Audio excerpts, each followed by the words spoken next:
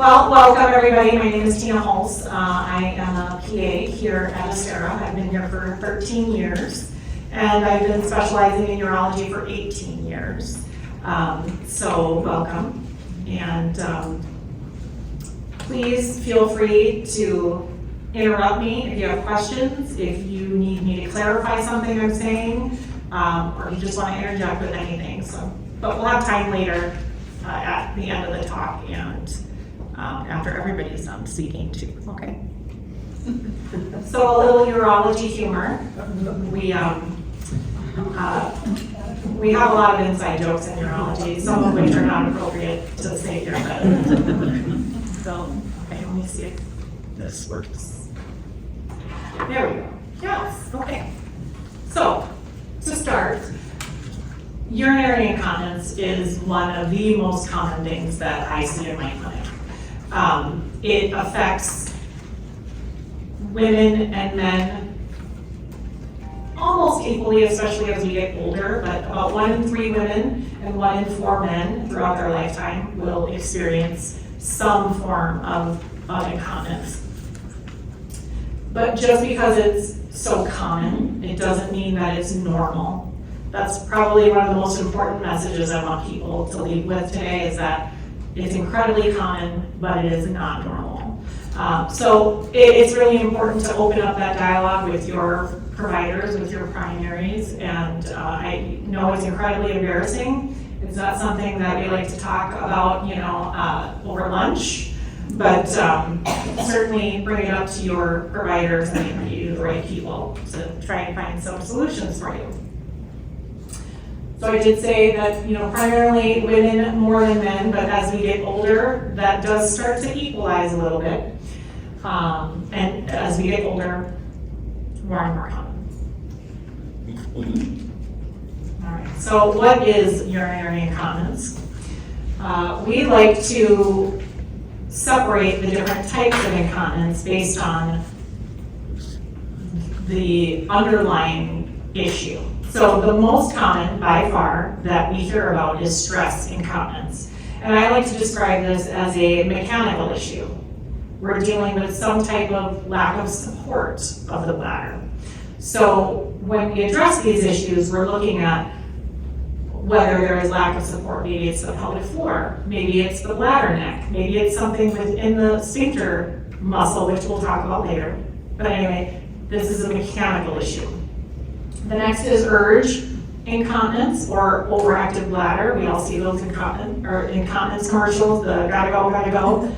This is a functional issue with the bladder. So we're now dealing with a bladder that has a mind of its own, okay? Symptoms that people will describe are, I'm going all the time. I have very little warning. When I do go, I'm going in very little amounts.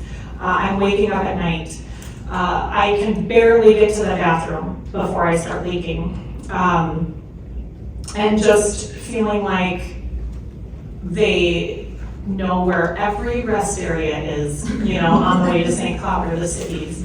You know where the bathrooms are in every, establishment you go into. You want an easy escape to get to the bathroom. You know where all the good bathrooms are on the way to St. Cloud, that kind of thing. So this is overactive bladder. Then there is overflow. This one is not quite as common, but this one is for people who don't empty their bladders. So these are people who have something called urinary retention, and there could be a number of reasons to why that is, but it's kind of like filling a bucket and leaving the tap running. Okay, so that's what we mean by overflow. Okay. And then we have neurogenic bladders, and this could be from a number of things. Maybe something congenital, maybe somebody who had a spinal cord injury or an injury to their nerve. It could be simply a ruptured disc that affected their nerves. Maybe this is MS, some neurologic insult, along those lines. Diabetes, long-standing uncontrolled. Blood sugars can lead to vascular and neurologic issues, and the bladder is commonly affected. I do want to circle back to the very first one, stress incontinence. I talked about it being a mechanical issue, but I didn't tell you what the symptoms were. So those are symptoms of, people will tell me, every time I bend over and I stand up, I'm leaking, I'm coughing, I'm laughing. I have to brace myself before I go to lift something. They start to limit activities. Maybe they're a runner and now they're no longer running, or they're really investing in a lot of pads, to help with that leakage. But it's a mechanical weakness that's associated with leakage with some type of strain. You got that? Lastly, I want to point out that commonly we do see some type of fecal incontinence associated with bladder dysfunction. Okay, it's incredibly common. It's very embarrassing, but it might not be, frequent stools or urgent stools. It could be simply just a little bit of smearing, after you have a bowel movement, just a little bit of stool leakage that sometimes you don't even recognize right away, so very common. So this here is just describing the different underlying conditions and things that affect women and men separately. So for women, of course, pregnancy and childbirth, but it certainly can affect women who have never been pregnant, who have never given birth vaginally, or they've given birth via cesarean section. But just being pregnant or having a child traumatizes that pelvic floor for sure. Menopause, certainly, there's hormonal changes that affect women and can cause a weakening in the pelvic floor muscles. Certainly next bold here is pelvic floor weakness, probably the most common, one of the more common things that we identify in people who experience incontinence, and then neurologic issues that I touched on before, so maybe some diabetes or something along the lines. And I forgot to put on here, but constipation is a very common underlying cause, or something that can worsen urinary incontinence. Not something we really connect, but I do have a diagram later which will kind of show why that can affect the bladder. And so for men, one of the primary things that we see is prostate enlargement, and that's a very normal physiologic thing that happens with men, and Dr. E-Nunu can talk about that more later. But it's a normal process of aging with men that we see this benign enlargement of the prostate, and that puts a lot of pressure on your bladder. It makes the bladder have to work really, really hard, and eventually the bladder just says, I'm done. I've had enough of this. And then we start to see the consequences of that down the road. Surgery, what I'm referring to here, is men who have had their prostates removed for prostate cancer. Certainly pelvic floor weakness can also affect men, and then the same neurologic issues that I mentioned before. So this is that diagram. I did want to, is there a pointer or anything, or should I just go up and point? Okay. So there's a couple of things that I want to point out. I think it's quite obvious the differences between men and women. I hope it's obvious to all of you. But I do want to point out a couple of things. One is the female urethra here. Okay, so the female urethra, and then we have the vagina, and then we have the rectum here. But here's the female urethra. It's very, very short. For men, the male urethra starts all the way up here, goes through the prostate, through the pelvis, and out the penis. So this is one of the reasons why incontinence affects women more than men. Okay, our urethras are very short. Pelvic floor dysfunction and things affect women more than they do men. Okay, for men, we do have our prostate here, and I did talk about that enlargement that happens over time. But what will happen is we'll start to get this very slow obstruction, and this bladder will start to get overgrown, incredibly thick. But eventually, it tires out. It's getting really, really tired from trying to get past this obstruction, and that leads to issues down the road. The last thing I want to point out is how close the rectum is here, okay, in the pelvis, and how it sits right on top of the bladder in both the men and women. And this is why chronic constipation can have a significant issue, or it can certainly exacerbate and worsen incontinence issues. When we get these, large stool burden throughout the colon, that's sitting right on top of our bladders. So, just a visual for you.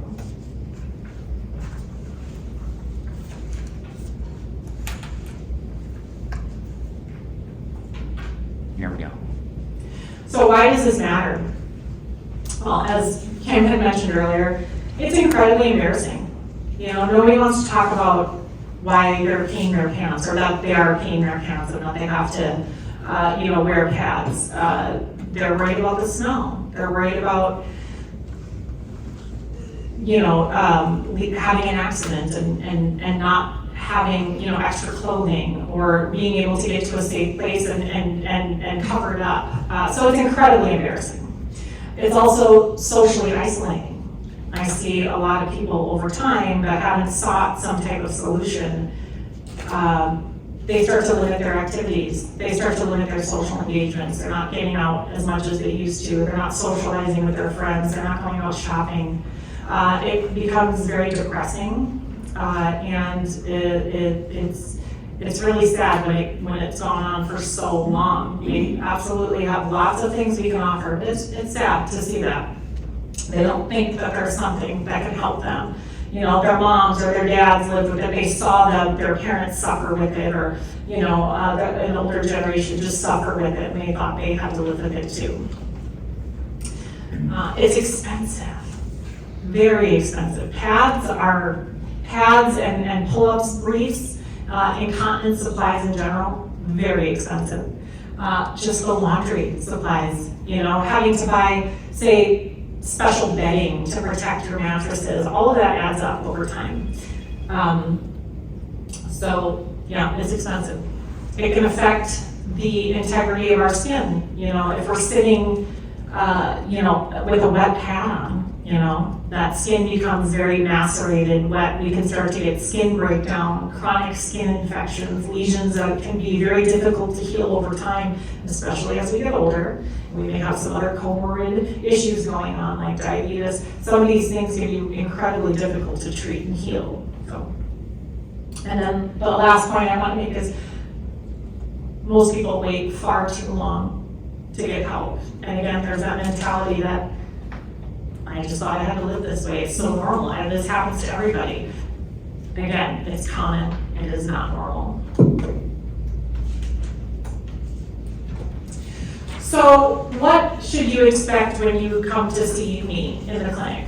Well, first, I am going to do a thorough chart review and try and look at as much as possible your medical history, your surgical history, the medications you're taking. I'm going to collect as much information from you as possible. Family history, so like I said, surgical history.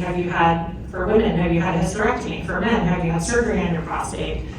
Things like that. I am going to ask you about your diet. How much coffee are you drinking a day? Is it decaf? Is it full octane, as I like to call it? What are your social activities? Have you started to, limit what, your normal day-to-day activities? I talked about family history already. Okay. Next, for women, I'm going to want to do a pelvic exam. And the point I'd like to make here is that a lot of women think that after menopause, they no longer need a pap smear, or they've had a hysterectomy, they don't need a pelvic anymore. You absolutely need to have a pelvic exam. And Dr. Madi will talk about that later, but it's incredibly important. Not just for me to assess your pelvic floor or any anatomic abnormalities. I'm looking for support around your bladder, your urethra, But I'm looking for skin changes. I have diagnosed a number of genital cancers, vulvar cancers in women who haven't had a pelvic exam in years. So it's very important. For men, expect to have a genital exam, okay? And expect a rectal exam, okay? Or at least we're gonna talk about it. I give you fair warning, so you have some time to mentally prepare yourself. All right. So some of the tests that we like to do, we're going to check urine studies. We're going to do a urinalysis. We're going to look at that urine under the microscope. We're going to do a culture. We're going to look for any underlying potentially metabolic issues that we may pick up in the urine. Like maybe we're starting to see sugar in the urine. Maybe we see some protein in the urine. Those two don't belong in the urine. Okay, we don't want to see those things. Maybe we see some markers of potential inflammation or infection. It just helps to clue us in that maybe there's something else going on. Maybe there's something deeper that we have to look into. Maybe we have to get some imaging, take a look at your kidneys and your ureters. So urine is one of the first steps. We also may get some blood work and check your kidney function, things like that. Or if you've had that done recently, we're certainly not going to repeat it unless there's something that we're concerned about. We're going to do a bladder scan. That's a very simple, in-office, quick ultrasound to verify whether or not you can empty your bladder. So that's one of the first things we do. One of the easiest things to rule out in urology is that overflow incontinence. Can you empty? If you can't empty, that immediately changes our trajectory and helps us to really narrow down what's going on. Avoiding diary. Now, most of the time, you're not coming in with a completed voiding diary. We know that, but we will give you, and I think we might have. Yes. Okay. So it helps, say we want you to come back for further testing. We're going to give you a voiding diary so you can track your symptoms. Perfect. So you can track your symptoms and then bring that information in with you. It really helps us to quantify what's happening. How many voids a day are you going? How many times a night are you waking up? We may need to do further testing. Say we see some persistent microscopic blood in the urine. Well, that's not normal. We need to investigate that further. So that may lead us to do something called a CT urogram, which is a very special study that helps us to get a much better image of your upper tracts, what we call the kidneys and the ureters. We may get an MRI, the more common for men. If we see some abnormalities in your prostate or abnormal blood work, we may want to get an MRI there. The next test would be urodynamics. This is bladder function testing. It's something we do in the office, and it can help us to determine, is this a functional issue? Is this a mechanical issue? Sometimes it's really, really hard to distinguish between those two. We call that mixed incontinence. So urodynamics can help us to get a better idea of what your bladder muscle is actually doing. And then lastly, we have a cystoscopy, which is a test where we will look into the bladder, so the lower urinary tract, so the bladder and the urethra. That would be operating. All right. So some treatments that are available to you here at Astera. The first thing I talk to patients about is pelvic floor physical therapy. I call this our foundation. Stacey can attest to that. I send many patients her way. And I always kind of feel like I have to give them a pep talk before they go to physical therapy, because a lot of patients say they don't want to go to physical therapy. And I just talk about how awesome she is and her team, and but truly, pelvic floor therapy is the foundation, and it will help us build and help you further. Maybe we do surgery, maybe we offer a sling, which we'll talk about. But pelvic floor physical therapy, truly one of the first line things that we can offer. And I also say this to patients, you get out of it what you put into it. I can tell you how great it is. I can tell you, is it a miracle? No, for most people, no. You do have to work at it, but it absolutely, without a doubt, will help you in the long run. Bladder training and time voiding. This is a very conservative option. You don't want pills. You're okay with pads. Maybe it's just a light incontinence. So maybe we get you to go more often, right? We get you to go every 2 hours rather than if you wait 3 hours, you're dribbling on the way to the bathroom. Well, we're going to get you to go a little bit sooner to prevent that, to go before you start dribbling. So that's what with the bladder training and time voiding, that's where that comes into play. Dietary modification. I put this in bold because the biggest culprit here is caffeine, by far. So I also tell my patients, I'm a realist. I can tell you till I'm blue in the face that caffeine is part of the problem here. It's a bladder irritant, it's a diuretic. I can tell you all day. You're probably not going to change your mind. But I've done my job, and I've told you. And I've documented it. So, fluid management. And this is fluid restriction, so maybe you're waking up a lot at night. And that could be for a number of reasons. It might not be because we're drinking a lot of fluid or drinking a lot of caffeine. There could be some other things. I don't know if I have this later, forgive me. But sleep apnea, okay? Maybe we have swelling in our legs, right? We get some, swelling in our feet and ankles that gets worse throughout the day, but it's miraculously gone in the morning. You're not putting 2 and 2 together. Well, I got up to pee about 3 times last night. Yeah, so that's where all that water's going, from your ankles. Your kidneys are doing their job. That's what I tell people. Some other things, pessaries, which are devices that we can insert into the vagina that act as support for pelvic organ prolapse. Obviously pads, we can talk about different types of pads, things like that. And then there are compression devices and clamps that may look barbaric, but do work. And that's mainly for men. So basically a clamp that goes on the end of the penis that prevents drips. So there you go, very simple. It's probably the simplest thing I can offer. And I can tell you this, back in the day, I'm going off on a tangent, my apologies, but I've had patients say, and I can't really even remember the name, you might remember, but they would say, I just wish there was a plug. There's a plug, I promise you. Well, the patients didn't tolerate it. It was horrible. But they tried to make a plug for women. It didn't work. It's not painful. So, okay, did I skip one here? But plug goes fine. No? Okay, good. All right.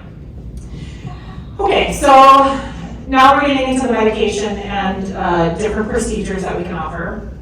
So SUI, stress urinary incontinence. The very first bullet there is pelvic floor physical therapy that I've talked about extensively, and Stacey will talk further. Slings. This is a surgical procedure that we do to essentially act as a bolster for the bladder neck. That's that mechanical issue that helps to support the bladder neck. And then bulking agents. This is something that we do to help bulk up the urethra for women who may have some weakness in that urethral sphincter. May require prior testing to determine if that's the issue, but it's actually a very simple procedure. The next would be treatment for urgency overactive bladder. First line here would be medications, and there are a ton of medications out there. There are 2 primary classes. One is anticholinergics, and that's been around for decades. I have my favorites that I like to stick with. They always like to come out with the new shiny fancy meds. I'm kind of old school that way. I like to stick with what I know, and it's really hard to get me to try something new for people because I know how these meds work, and I know how people tolerate them, and I know how they interact with other medications. So anyway, Botox, not just for wrinkles. There is medical use for Botox in the bladder is one option. This is actually one of my favorite things to recommend to patients because it's very simple. It can last on average about 6 months. It does require that these injections into the bladder be done with sedation in the operating room. At least in this facility, that's how we do it. But it's great. It works great. No need for medications, daily medications. Patients, it can be adjusted. We can go up or down with the dose of the Botox. Patients are usually very pleased with that. The next would be what we call neuromodulation. Essentially means we're now addressing the nerves directly to the bladder. And there's a simple office procedure we call PTNS. We just started doing that here a few months ago. That requires a bit of a time commitment from patients because it's a weekly procedure. You sit, read a book, and we stick a little acupuncture needle in your ankle. It's very simple, but it works. It helps to send a signal to the bladder nerve to calm that muscle down. And then lastly, a procedure called InterStim. And that is a device that we insert leads to the nerves of your bladder. We have a little device that sends a signal to your bladder to help calm that bladder muscle down. All of these things we offer here at Astera.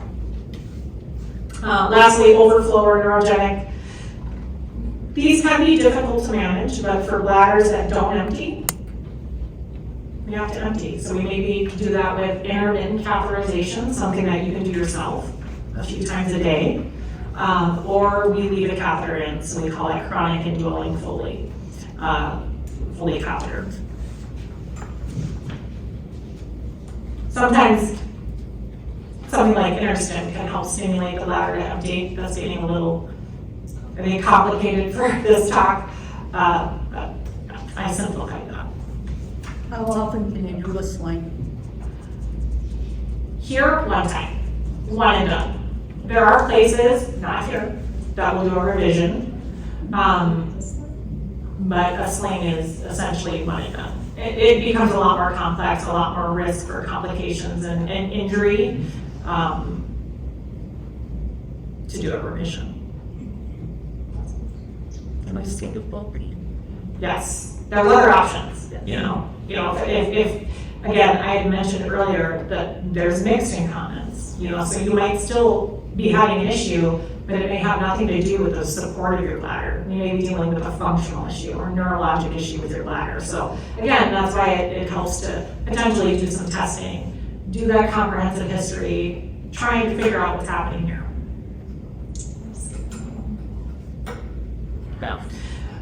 So I very briefly just mentioned some surgical options here because that's what these fine ladies are going to be discussing. But slings, we talked about that bolster, that support to the bladder neck. I didn't put on here, but the urethral bulking. Artificial sphincters. This is commonly used for men who've had their prostates removed and now have no control. They've lost their ability to be continent or stay dry. So we do actually have the ability, not here, but we can refer you. We know some good people that can place an artificial sphincter. Well, eventually. Do you know that? Exactly. You would do it now? Yeah. All right, so we do it here. We haven't done it here yet. Yeah, we can do it here. Okay, so when I meet with people, I want to make sure that you understand why this is happening, what your options are, and make sure that you are making an informed decision. So I'm long-winded if you haven't picked up on that yet, but it's really important to me that you understand what's happening. Because if you don't know, if you don't get it, if you don't know why I prescribed this pill or I'm recommending that you have testing, you're not going to be compliant. You don't get it, right? But if we explain, if we have that conversation and you can grasp what's happening, then yeah, you're going to buy in, right? So that's really important. Another point I like to mention is, I can't tell you how many times I've had people come in and say, you know what, my sister My sister got this awesome pill, but I'm leaking every time I cough, sneeze, laugh. Well, I'm telling you right now, no pill on earth is gonna help when you leak if you cough, sneeze, laugh, okay? So one size does not fit all, okay? People leak for very many different reasons, and there's really not a magic pill out there. So it really is important to do that exam to get that history and figure out what's happening with you. So lastly, we have a team. We work together. You know, we may get gynecology involved. We're certainly probably going to get physical therapy involved. So we work as a team. We communicate very well together. So just know it's not a one-stop shop most of the time. And we keep very close tabs on you over time to make sure you're tolerating whatever therapies we offer. If you've had surgery, we follow you closely to make sure you're healing as expected. Nice. So my final thoughts. We're in this together. I have heard it all. You can tell me anything in an exam room. I've heard it all. And we're a team. That's all I got. Questions? Anybody? All right. Well, I will sign off. Would you like to introduce Dr. Lee? I will introduce Dr. E-Nunu next. She is our urologic surgeon. Yes. How do I come up? I think so.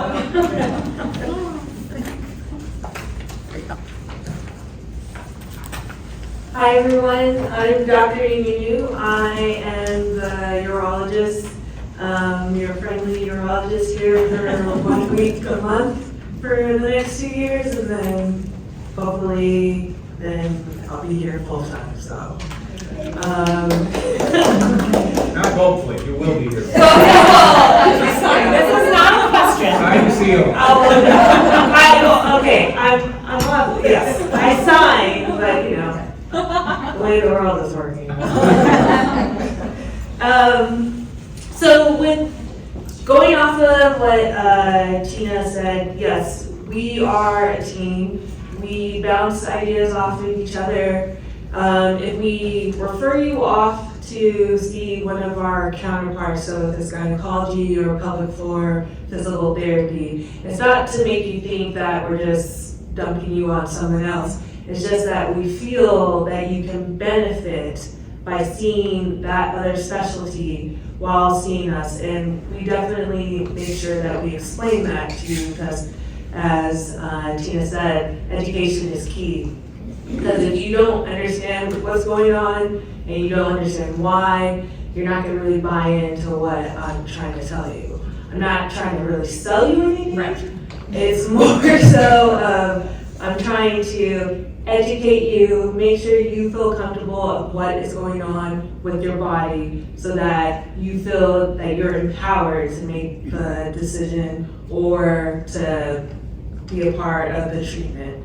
So, yes, I'm a surgeon, so I do like to surgerize people, as people will say, but I'm not opposed to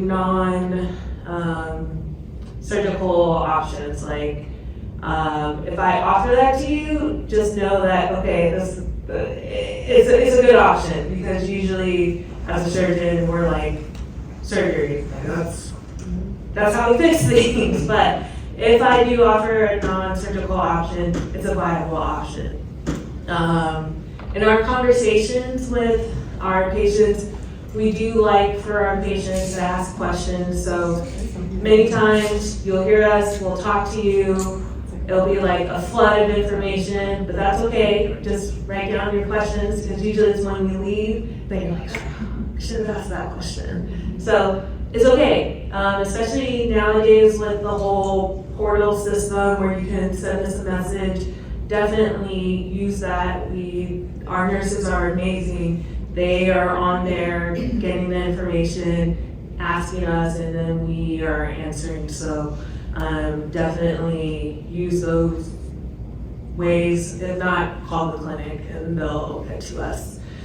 When it comes to incontinence, yes, there are medical ways. There's medications that we can prescribe people. There are physical therapy, behavioral training, but surgery is kind of, you can think of it as the last ditch effort, but for me, I think of it as the more definitive effort of treating things. And so when I'm offering surgery, it's because maybe you tried the non-surgical ways or the, as we like to say, conservative therapies, so that when you're doing surgery, you know that, okay, I've done everything else that I can, and so when I'm doing surgery, this should be it. So depending on which category of incontinence you have, there are different ways that we can treat it. So with the overactive bladder, yes, like Tina said, love Botox.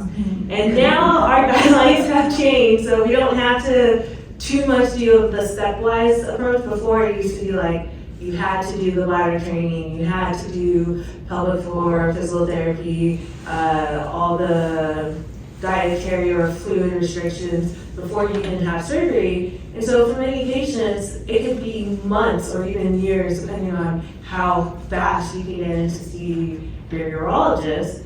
And many patients are like, you know what, I tried, that's enough. But now they've actually changed our guidelines to allow us to, if some patients, they've done their Google search, which we're not opposed to, we actually like our patients to be educated, like we said. But if you come in and you're like, Doc, I know that I am going to the bathroom multiple times. I already spoke with my primary care doc. They think I have an overactive bladder. I did my research. I want to do InterStim or I want to do Botox. I'm not going to say no. I will be like, okay, well, we'll do our evaluation, make sure this is what it is, and if that is it, we can go straight to surgery. We do not have to do all those other therapies. So they are expanding our repertoire to be able to treat people. So I know, as Tina said, it can be embarrassing to talk about, but you will be very surprised how common it is that people actually have incontinence. And so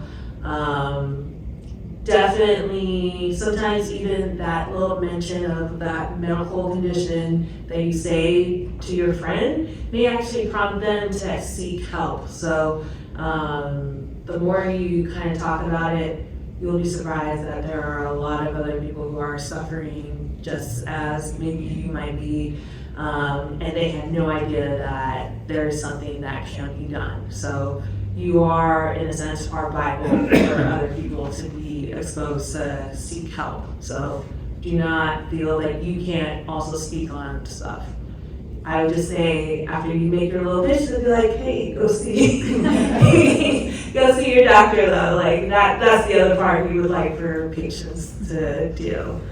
I'm just gonna speak a little bit more on the surgery side. So depending on what type of surgery, we can do most of the surgeries here. If there is a surgery that we cannot or we don't feel like would be appropriate for us to do, we will refer you out to one of the bigger institutions or maybe to our colleagues down in Brainerd to be able to do. But for the most part, we're doing most of the surgeries here, so patients do not have to feel like, oh, I gotta go all the way to Fargo to get treated. No, we're doing things here. So Botox, like I said, I love it. It's really quick, even in the face, but we do it in the bladder.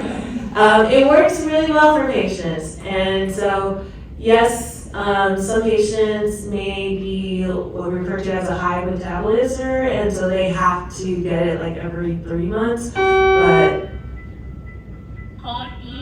radiology is 0 force thick. Radiology Code blue, So, radiology. But with the Botox, there are some patients that they last like 6 months, even up to a year. Recently, I saw a patient that had it like a year. I thought I literally saw her in May, and she was like, "No, you saw me a year ago." I was like, "Really? I could have sworn." She's like, "No, it's been a year." I was like, "Oh, well, this Botox works really well for you." Code blue, cancel. Okay, That's that's all I say. So, Code blue, Um, cancel. in regards of when it comes to stress incontinence, yes, we're a little more limited in regards of revisions, but there are more studies showing that for many patients who, particularly women, this is more towards women, so for the women who had a sling before and you're starting to have urinary leakage, urethral bulking is actually an option before having a revision. So we can easily do urethral bulking here and we can see if that works for you. It does not burn any bridges, so if you end up needing a revision, then we will end up sending you out. But otherwise, there's options here for many women who have had a sling placed. The other thing is that if you've had a sling and you're starting to have leakage, it may be because you are actually having the overflow incontinence, which has also happened that we found out. And we ended up saving a woman's bladder, which I was very happy to have. Because what can happen is that if we pull the sling too tight, then it basically compresses the urethra or the channel where the urine comes out. So then you have to generate a lot of pressure to be able to pee. And so for many women, you're just initially happy that you're not leaking, not realizing that, oh, I'm actually having to push a little bit more after I go to the bathroom. And so then as the years go by, your bladder is initially compensated really well at first, but then it's like, yeah, you know what? I've been doing this too long. I'm tired of this, so I'm gonna fail. And so you're not really emptying as well, so then you start to have leakage again. So initially at first you're thinking like, oh, my sling is done and it's not working really well, when in actuality, you actually have overflow incontinence. So this is where, for us, we're very focused on the evaluation piece for patients, because we don't want to do a therapy or throw a medication to you and then of course it doesn't work because it's not actually treating the true underlying issue. And then you're unsatisfied because you're like, man, here I am, I took time out of my day, come see this person, they just threw medication at me, it's 3 months later and I'm still having the same issue.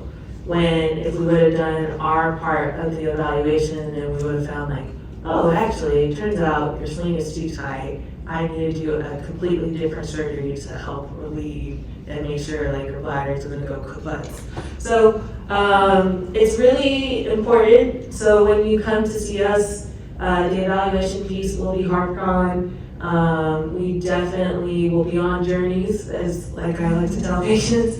We're going to go on a journey together. So I may not get the answer immediately right away, but my goal is always to work and make sure that we get there. So depending on what therapy we end up choosing, it's going to take some time. Rarely do we get like immediate results. There are some therapies where immediately when we do it, we just know if it's going to work or not.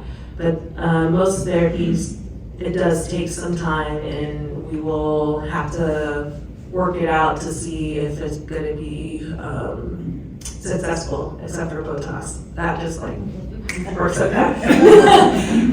but even then, most therapies, like it does take time. So, but yeah, any questions? So if you're concerned about this in any level, is the first person you talk to is your primary care provider, or do you go directly to like Pino or one of the you? So You can go directly to the specialist. yes, okay, so Yes. see, okay, you know, you can come directly to us. That's great. Other places, no, you gotta go to your PCO from your primary, and then they decide if they want to send you, which is like, send them. But, so yeah, okay, so direct referrals, you get your self-nurse for yourself. Yeah, which is great. Yeah. Schedule online. No referrals, yes. Mm. Or you can request an appointment to get into one to get in to see one of us, but we don't require a referral. Okay. That's great. Might your insurance required though? I have never ran into that. Okay. The only time would be with the VA system. Coming to see Yeah. us, they need approval from the VA system to come and see us, but we get a lot of referrals from the VA as well. And gynecology is a primary care Right. specialty, so you can, I mean, we're specialized in women's health, but it's really primary care, so you should be on top of insurance. More specialized though. Yeah. But if the If you get institution one office has, and you need urology, it's Yeah. still how we're referring, you know, to, Yeah. yeah. but usually like also the schedulers are like really good about it. They will like let us know if something's missing or not. So yeah, you should be. Yeah, that's great. That's great. Yeah. Any other questions? Okay. Spread the word.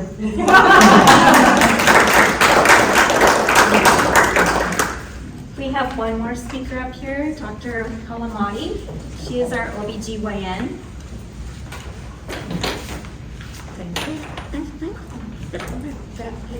Hello, everyone.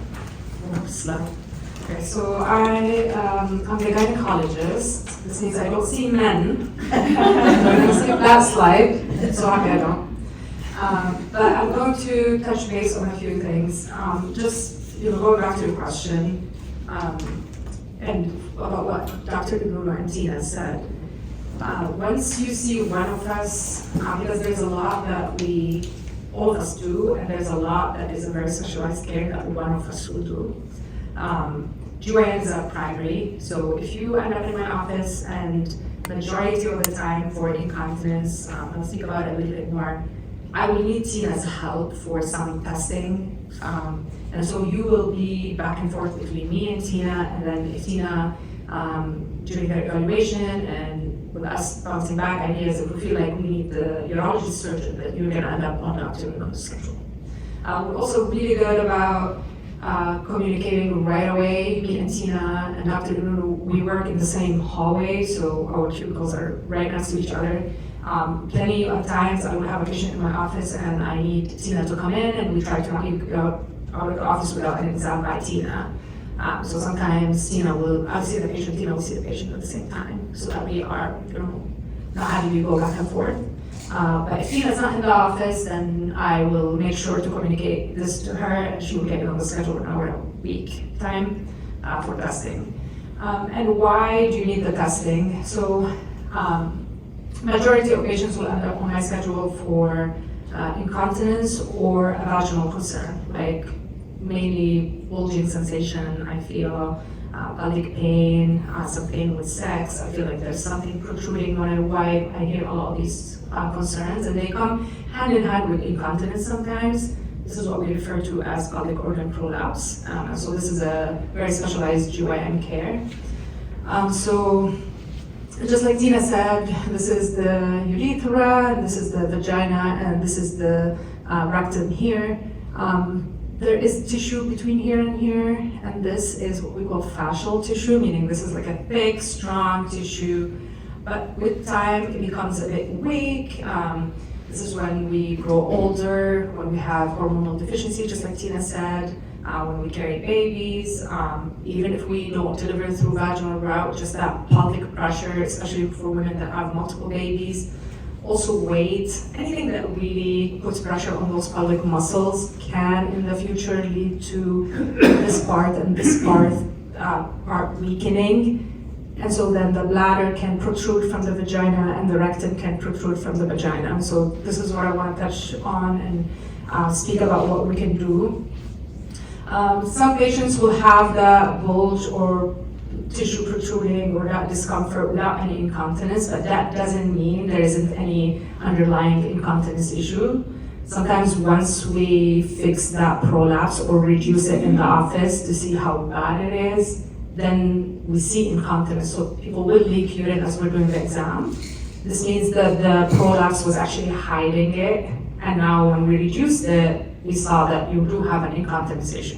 So then we talk to you about like, okay, this is how we can correct it, whether we're going to do what we say like expectant management, just have you see physical therapy, put a pessary, or talk about surgery. But usually, what I tell my patients is physical therapy goes without saying. You have to see physical therapy because even when we do surgery, we want to prevent you from having recurrence in the future, and we want you to have strong pelvic muscles.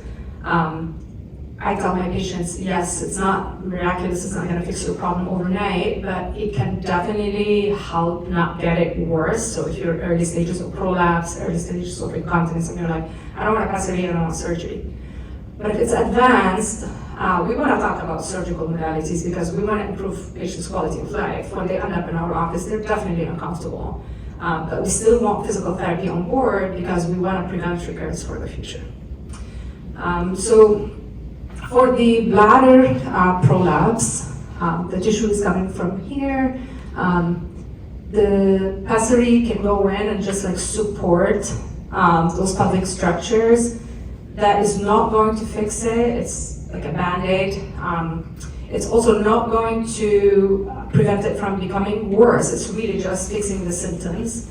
Pessaries can be tried in the office. We don't have any problems with like coverage. It's something like you're wearing a tampon, you put it right out and in as much as you want, clean it at home, but then have like fallouts every month or a couple months, every month, initially every couple months afterwards. But for surgery, it's actually a very quick, minimally invasive procedure. Just like if we're having a vaginal delivery and we have a cut, we just open this tissue here, reduce the bladder, and just stitch it. And this is a very easy procedure, and recovery is very fast.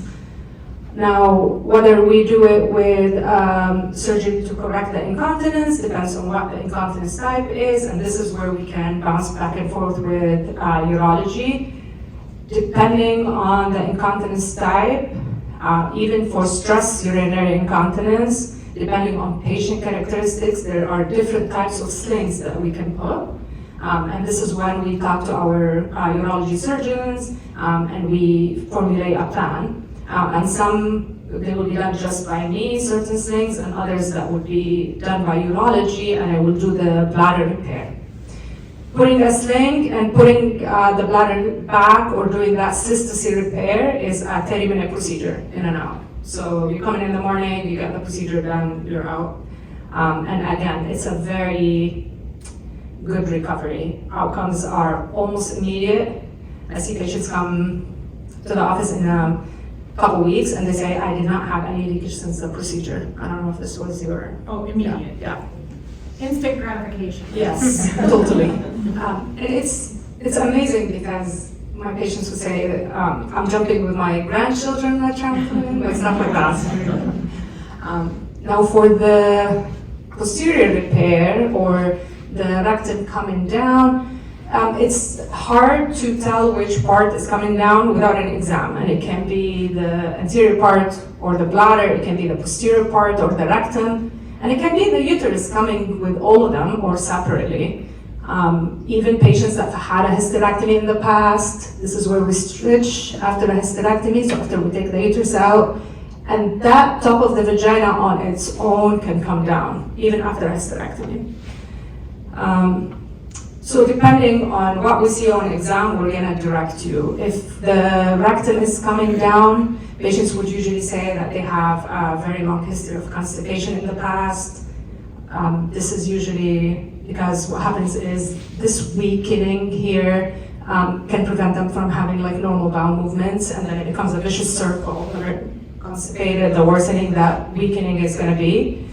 The same way we repair the bladder, we repair the rectum, but that is a way longer recovery. So that would take about 4 to 6 weeks of no heavy weight lifting, minimal bending, just because it's weak tissue and we're working with residual weak tissue, so we want it to heal very well. once that healing is done, it's a life-changing procedure too.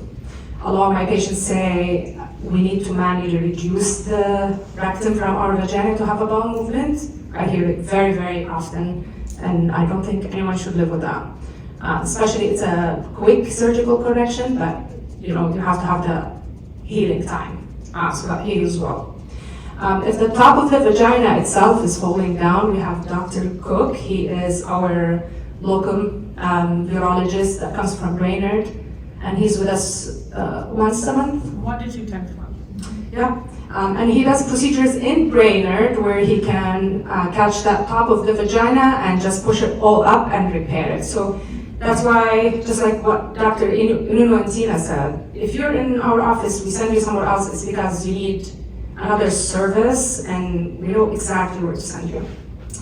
I'm also, being a gynecologist, I love hormones.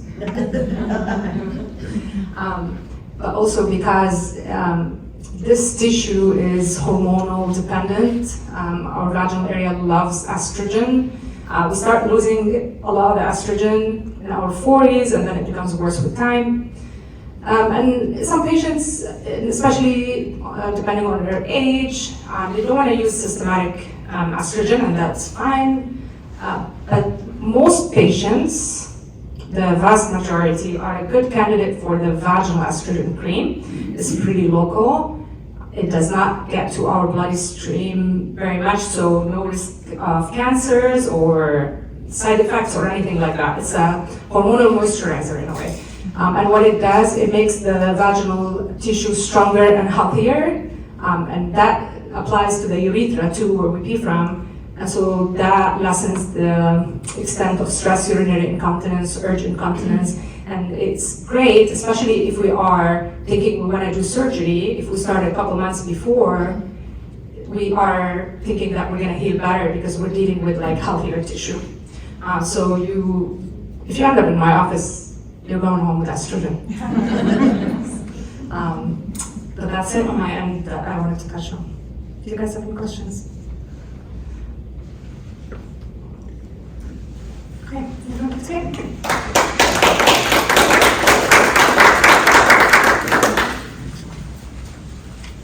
So we have Lorraine here with us today, and she is one of our cancer center nurses. And I need to pull this up from her. So you want to tell us a little bit about you? Sure. So, like Kim mentioned, I am the radiation oncology care coordinator. So that is a new department here at Astera Health. So I'm kind of talking about some things that we might actually cause some complications with your pelvis during radiation. So I'm kind of going at a different angle than what these girls are. Okay, while they're doing that, I have a quick question for you guys. Remember years ago, they always did routine urinalysis when we had our yearly physicals? Why don't they do that anymore? We don't like that in your. No. Because you might find something you really don't want to deal with because it's really nothing. No, it's more so we don't know sometimes how to interpret it because that can be just the only thing that's going on. So then it's like, do we subject you to like other to me as a urologist, I'm like, oh, it's cystoscopy, that's nothing. It's putting a camera inside bladder, but that's still a lot for a patient. Like, it's as much as I do this routinely, but it's still a lot for a patient to go through. So if we're just blindly getting labs, then it subjects patients to additional workups.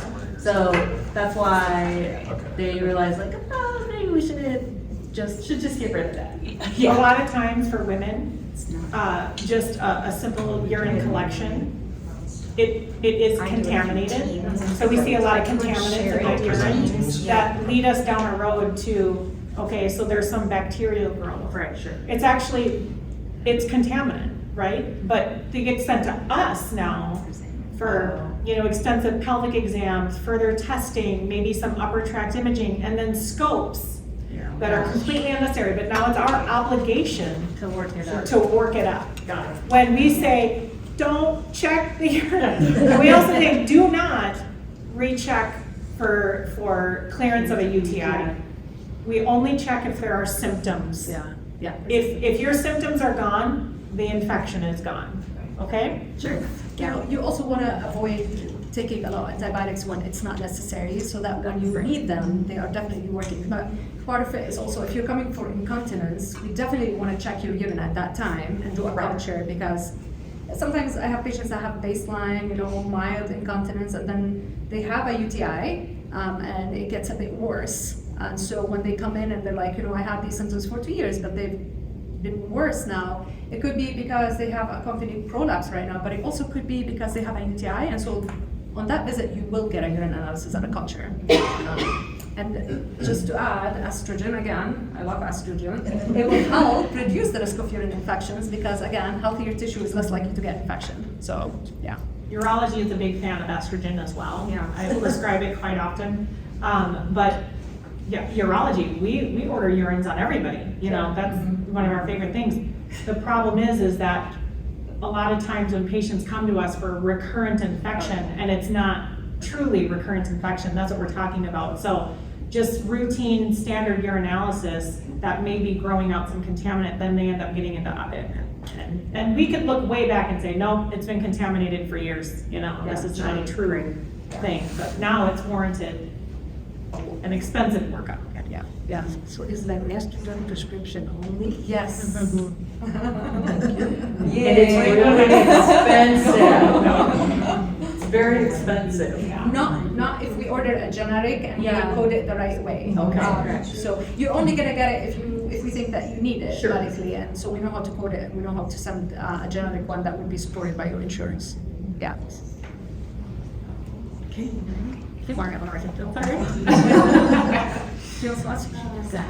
So this evening I'll briefly be discussing some incontinence or urinary complications that we could actually cause during radiation therapy. So like I said, I'm coming from a different angle here, so it's fun to talk about that. So we'll be discussing how radiation therapy or radiotherapy, so hear me say that kind of back and forth, can affect patients' continence during their course of treatment. And if any residual effects afterwards and how we would go about managing that. So first I want to give a brief explanation of what radiation therapy is. So this is delivered to the patient depending on the location, the type of cancer, depends on the beam that they're going to use to treat the cancer. But the whole method stays the same. The patient receives treatment by laying comfortably on a table. The machine does all the work, giving the radiation. And I'm specifically talking about the pelvis, just because that's what's pertaining to what we're talking about tonight. So the cancerous cells do not behave like our usual healthy cells. They mutate into unusual shapes. They regenerate at increased rates, which makes them spread a lot quicker. So radiation works by damaging that genetic material within the cancerous cells. So that way when the cells are radiated, they can't spread and grow like they previously were. So with that being said, normal cells can also be affected by radiation. However, they're able to repair themselves where cancerous ones cannot. So as mentioned, talking about areas of the pelvis being radiated, so that would include primarily for this presentation, the bladder, prostate, and the uterus. So as these ladies have already covered many times about different types of urinary incontinence, I'm still gonna touch on some of these things. So urinary incontinence is the involuntary leakage of the urine. It can cause skin irritation, breakdown, infections if not having proper hygiene, and then also just affects your overall well-being. Like you mentioned, you're not wanting to go and do the things you used to do, feeling self-conscious, stuff like that. Radiation can cause irritation to healthy tissues surrounding the targeted area. So when we have a consult with somebody for radiation, there's a lot of planning that goes into place to avoid that healthy tissue. However, it's at the cellular level. We can't guarantee we're not going to get some healthy tissues or non-cancerous cells radiated. So radiation can cause irritation to tissues of the bladder wall, muscles in the pelvic floor, organs, urethral sphincter. They can cause complications such as incontinence. So I have listed here the types of incontinence. I don't think I need to go through them unless I want to review them again. So I'm going to skip over those. But radiation cystitis, that is something that we do fairly often see. So it will present as a feeling of maybe I have a urinary tract infection. I'm having more burning with urination, discomfort, feeling like retention, that incomplete emptying feeling. So we want our patients to let us know if that's, if they're having these symptoms. So some side effects you might see with pelvic radiation. Typically, these shorter term effects we'll see about 2 to 3 weeks into radiation therapy.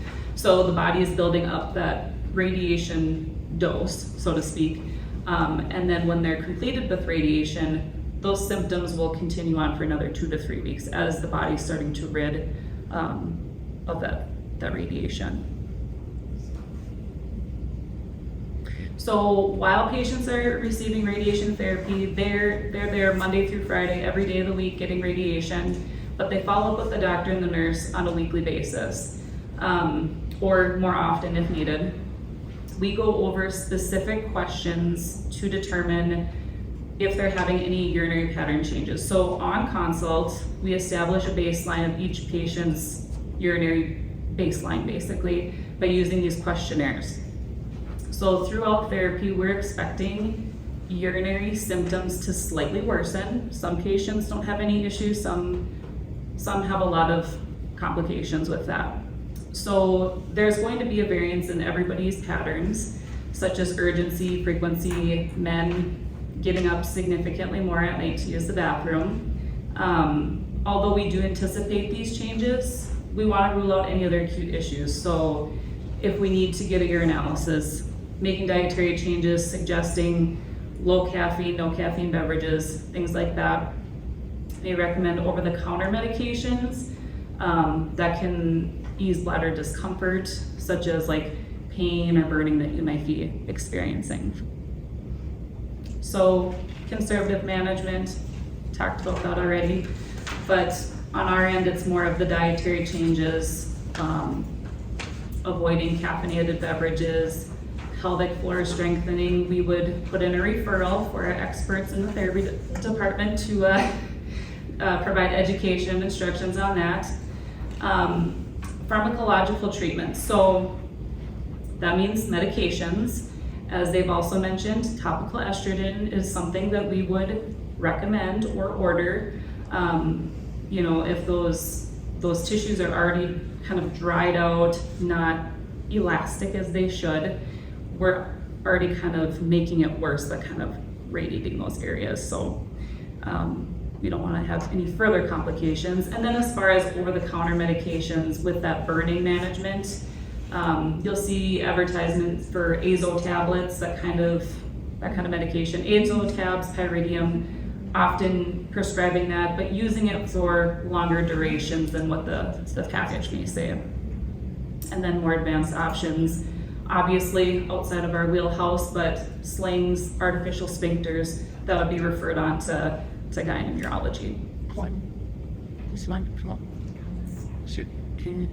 So, kind of in conclusion, with pelvic site radiation, it is possible to develop urinary complications. However, there are options to help manage their symptoms, both acute and latent side effects. So on consult, we want to develop that relationship with the patients that are already going through something very scary. We want them to feel comfortable telling us if they're having complications, symptoms early on, so that interventions can be put into place, addressed, and then give them the options to pursue what treatments they would like. So kind of as a group, we just want to make sure to give our patients the best possible outcomes to live that most functional life. So that is what I have. Any questions? Okay.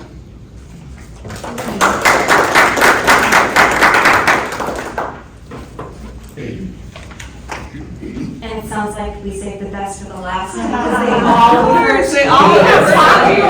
This is so great. I love it. So this is Stacey Callahan. Thank you. Is there the pictures that you want to slide here? Yeah, is that all right? I just have a couple slides. So I'm Stacey Callahan. I'm a physical therapist here. I've been here for 12 years. I see a lot of patients with pelvic floor dysfunction, men, women, children, everybody. So I only have a couple slides of a couple little exercises that you can kind of incorporate at home, but really in the long run, I'd love you to come see me because there's so much education we can do. And like I said, they all refer to me, which is so great because I tell every patient that comes and they're like, well, I'm just gonna get surgery anyway. Well, there's a lot of things we can work on so that first, you don't get this back after surgery. Second, we can kind of build up some strength beforehand so that you have better outcomes after surgery. We can deal with pain in better ways, all of that. So let's see if I can do the technology now too. Okay, so here's some different ways that we can help in physical therapy. There's 3 of us there right now that work with pelvic floor patients. We have 1 of us, so me and Trenda are not trained in manual internal pelvic floor therapy, but we have Brett who is. So there's 1 of us that can actually work through the pelvic floor muscles, scar tissue, tight musculature, but Trenda and I can also still do a lot of our breathing exercises, strengthening exercises, so we can help with pelvic pain, which will help us with our incontinence because it's going to help our function overall through our pelvic floor. We can work on strengthening. We have something called biofeedback. We only have it for females at the moment, but it's kind of like a tampon that's inserted and it can measure how strong our contraction is through our pelvic floor and if we're relaxing the pelvic floor. So there's been a lot of talk probably in the past lot of years about we need to tighten the pelvic floor, strengthen it. But in the long run, there's a lot of people that actually over tighten their pelvic floor and can't relax to get a good contraction. And so our biofeedback can help us see, are you holding those muscles too tight and you can't relax to then get a contraction? So that's a great option. We have to look at that. If we don't want to do an internal exam with Brett, we can also do biofeedback. And then we also just added our aquatic therapy in there because sometimes we do have that extra tension that we need to relax, and our warm water therapy pool is great to help with that. So lots of different ways we can help with our pelvic floor, which all will kind of lead back to that incontinence and hopefully improve that. And these first 2 exercises I put on here that I think you guys have as a handout do a little bit more deal with the relaxation of the pelvic floor and just the function of our core together. Because if we are tight, if we're stiff in our back, we get extra pressure through our pelvic floor. If we're not getting our rib cage moving well, we get extra pressure in our pelvic floor. So these exercises work on getting everything moving the right way. Our diaphragm functions with our pelvic floor by going down and up, kind of like a piston together. So we work a lot on breathing. We work through the whole trunk when you come in to see me for the pelvic floor therapy. And then there's 2 exercises that are really simple to just do seated for strengthening some of our hip muscles, but they kind of overflow into our pelvic floor when we do some of these rotations. And so it's just an easy way to strengthen our pelvic floor without doing a specific Kegel. And like I said, sometimes people over tighten our pelvic floor. So this is a way to strengthen without over tightening. And so just a good couple exercises to give you a little bit, but really in the long run, come see us because every person is different. Just like all these ladies have said, everybody's an individual. Certain people will be tight in certain areas, certain people will be weak in certain areas. So we will assess you, see what specific exercises you need. You know, do we need to relax more or do we need to strengthen more? And so we will kind of go through all of that and a lot of the education on some of the things they've touched on too, like what we eat and drink and how that affects and all of that. So questions. Is it the same as urology? You can self-refer? You don't have to have a referral? So technically you can self-refer to us, but more the insurance part. A lot of times physical therapy, insurances want a referral. Okay. Yeah, so it kind of depends. There's certain ones that don't require it for payment. You're allowed to see us direct access with our degree, but every insurance is different. So sometimes it's easier to just have the referral and then we know it's getting covered by insurance. Yeah. And these exercises on here, what would you recommend? How often? So usually, once a day, but realist, as Tina said, on certain, like the caffeine, like I love my coffee. Are you gonna fully cut it out? I don't know, but exercises a couple times a week, it would be great, when we're busy with life, but you can do them all once a day and that'd be perfect. But, at least 3-4 times a week would be awesome. And even just general, almost every person that comes in, I say, probably start a walking program. We see a lot of incontinence increase as we get older because a lot of us get more sedentary. And just walking in general works those hip rotators, activates that pelvic floor, and so if we can start a walking program, we're going to improve our endurance of our pelvic floor over time too. What size ball are you sitting in between your knees? It can be just a little ball from the dollar store, or I tell people roll up a bath towel, stick it in there, a little pillow, just something to kind of squeeze it on. Landing opportunity, Joel? No, we're just wondering. That's what I'm telling you about the picture. Right, yes, That's what yes. you're telling us. So I think I'm the last of those. Any questions for me or anybody else who's here tonight? So tell me about this, the ankle nerve thing. Yeah. Okay, should I give you, you Sure, want to I'm talk doing about it? it Yes, later. yes, I think, yeah. So, PTNS is I will say minimally invasive.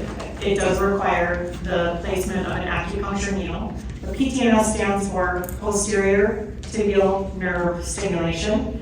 And forgive me, I'm gonna prop my ankle up here, okay? So you can all see what I'm talking about. But posterior tibial, it's behind the ankle. This nerve, the posterior tibial, thank you. The posterior tibial nerve travels up, back to the spine, and shares the same nerve root as the nerve that goes to the bladder, okay? So we're sending an indirect signal to essentially tell that bladder to relax, okay? The alternative, I'll get back to PTNS in more detail, but the alternative is interstim, which is direct, okay? So PTNS is indirect, interstim is direct stimulation, okay? PTNS, as I mentioned earlier, does require a time commitment from patients. It is a weekly visit of, I tell patients to plan to be here for about an hour. The actual treatment is 30 minutes, but it takes a little bit of time to, get checked in, sign the consent, get comfortable. I come in, I place the needle, I find that right setting for you, and that setting is different every single time. Just based on how close, we're talking micrometers, close, that setting can change depending on how close I get to that nerve. And sometimes I get really close, and you tell me right away, and I back up. But it is not painful. You say you feel a tingling sensation. As long as you feel a tingling sensation away from that needle that I placed, we are getting an appropriate response. But that response takes time to build. So we are building. Every treatment we do, we're building over time to slowly relax that muscle, to try and flood out those inappropriate signals coming from the brain to tell the bladder to misbehave. We're trying to block those inappropriate signals by sending new ones to relax it. Good? How many? So what's the total? Yes, sorry. Course of treatment? What's that? Okay, so the initial course of treatment is 12 weeks, okay? So 3 months of, weekly 1-hour visits. After that, we go to maintenance. And maintenance is about once a month, same thing, 1 hour. But eventually, we will be able to offer a device that is an office procedure that will be an implant behind your ankle. So you'll be able to do those weekly therapy therapy sessions at home without us even being involved. You will need to get through that initial 3 months of treatment for us to determine if it's even going to be helpful for you. And once we complete that initial therapy and move on to maintenance, you'll have the option to do the monthly or have the implant placed. Okay. How big is that implant? It's very tiny. It's very tiny. Now, full disclosure, the one that's coming to market is still undergoing FDA approval. So we actually have not done any training on it. We know it's coming. They've been telling us it's coming for a long time. It's going through that process of FDA approval. So, I mean, I haven't actually laid hands on it. I've only seen pictures. I always like to be, I'm an early adopter, but not the earliest. Right. You guys will not be getting things, I promise. The logic behind this type of procedure is well established, right? I mean, so it's not a new concept. But it's a new device coming to market. So again, it's going through studies right now. There's also, they're looking into the ones where patients can take it home. That's what I'm saying, yeah, the Revive. The Revive or the Ultra Revo. There's one where it's not even an implant that. Oh, the weekly. Yeah. Cool. So, You all want to stick yourselves with some needles at home? well, that's Yeah, nobody wants to do that. You can pay me to do that. It's not a needle, it's gonna be, a turn unit. Oh, That's what gotcha. they're looking into. But right now, it doesn't provide as durable as the acupuncture being, so they're still testing it out, but. Any other questions? All right.